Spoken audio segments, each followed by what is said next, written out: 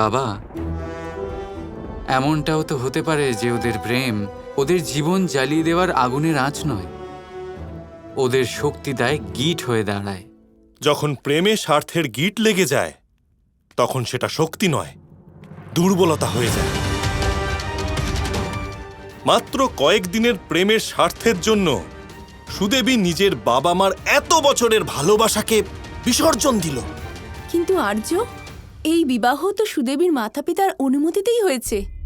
আপনি কেন এত চিন্তা করছেন? কারণ আমারও একজন কন্যা আছে, আর তারও বয়স সুদেবীর মতোই। যে আগুন কৃষ্ণ জ্বালিয়েছে তার আঁচ কিন্তু একদিন আমার বাড়িতেও পৌঁছে যেতে পারে, নাকি পৌঁছে গেছে?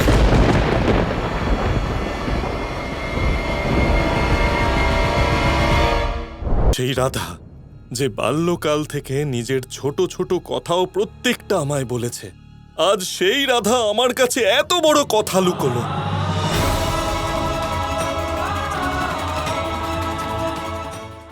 যে রাধা পৃথিবী দেখতো আমার দৃষ্টি দিয়ে, আজ সে নিজের দৃষ্টিকোণ বানিয়েছে।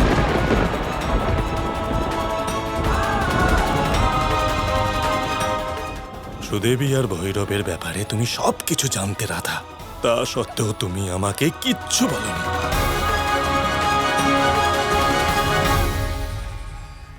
আজ সুদেবীর ব্যাপারটা লুকিয়েছ, কালকে না জানো। না, এমনটা হবে না।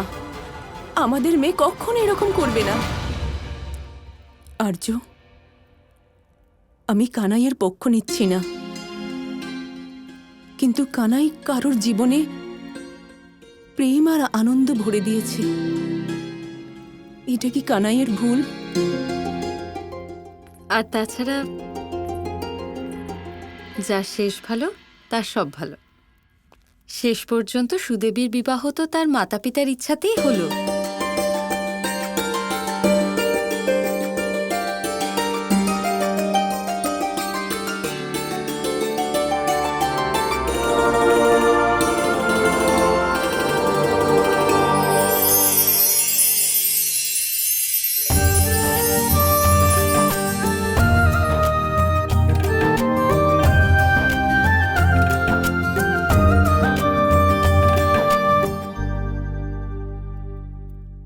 বাবা, এবার তো সব ঠিক হয়ে গেল, তাই না? আপনি এত চিন্তিত কেন? সবকিছু ঠিক নেই কানাই। আজ আমি প্রথমবার বৃষভানের চোখে একটা সংশয় লক্ষ্য করেছি। আজকে ঘটনার পর এমন কিছু একটা ঘটেছে যেটা তাকে খুব গভীরভাবে আঘাত করেছে। বাবা, আপনি আমায় সন্দেহ করছেন? সন্দেহ নয় রাধা, নিজের মেয়েকে নিয়ে ভয় হচ্ছে, যেটা আজকের ঘটনার পরে সব পিতার মনেই হবে। বিশ্বাস রাখুন বাবা, নিজের মেয়ের ওপর, আমাদের সংস্কারের ওপর এরকম কিছু হবে না। এই ভয়কে মন থেকে দূর করে দিন। ভয় তোমারই কারণে হয়েছে রাধা, এখন তুমিই এটাকে দূর করতে পারো।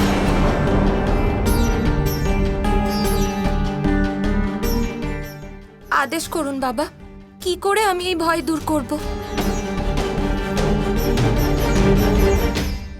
একটা প্রতিজ্ঞা চাই রাধা।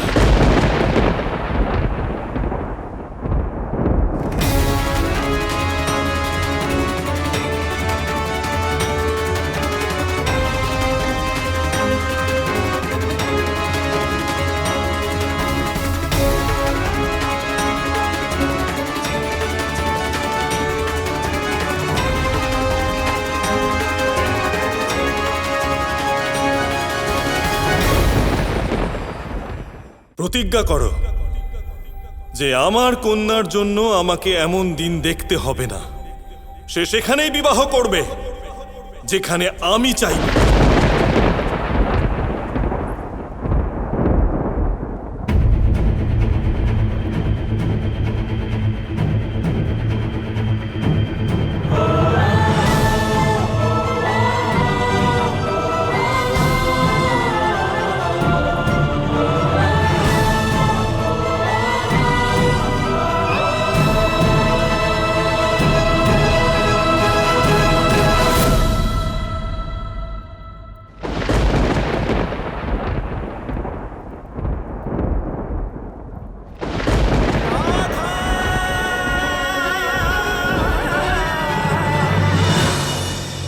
করলাম বাবা, প্রতিজ্ঞা করলাম বাবা, প্রতিজ্ঞা করলাম বাবা, প্রতিজ্ঞা করলাম বাবা।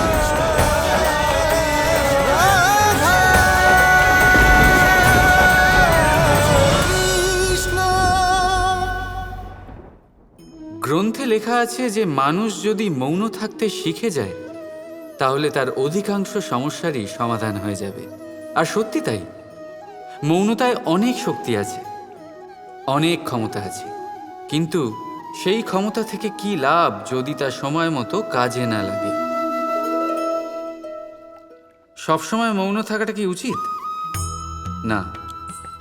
ইতিহাস সাক্ষী, সংসারে বেশিরভাগ সমস্যা এই জন্যই হয়েছে কারণ সময় মতো মানুষ তার বিরোধিতা করতে পারেনি, মৌন ছিল।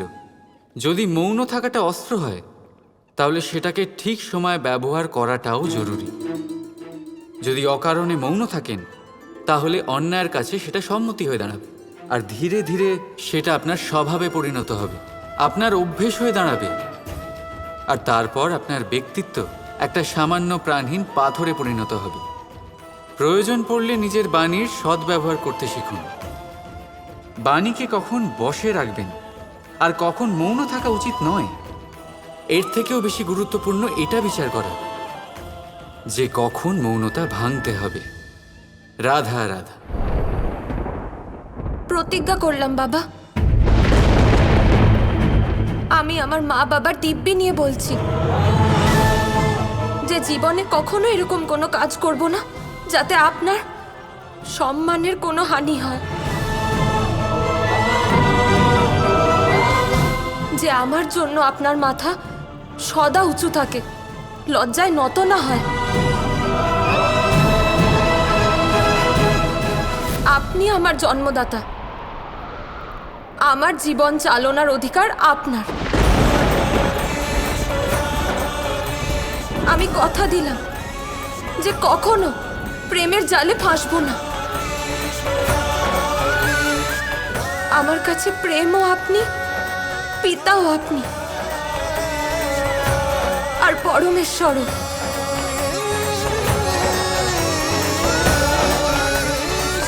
আর রাধার জীবনের নির্ণয় তার পরমেশ্বর নেবেন।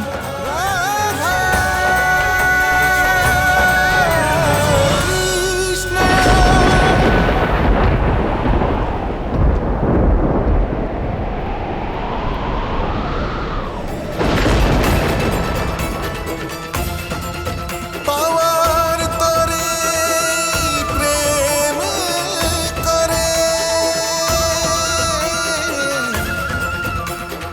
জগতে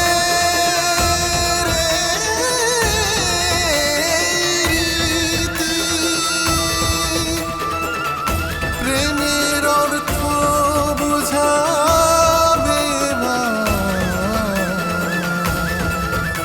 রাধা কৃষ্ণ প্রেম।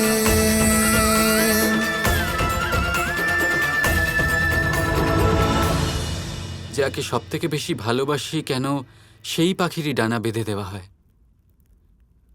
কেন তার থেকেই তার আকাশটা কেড়ে নেওয়া হয়?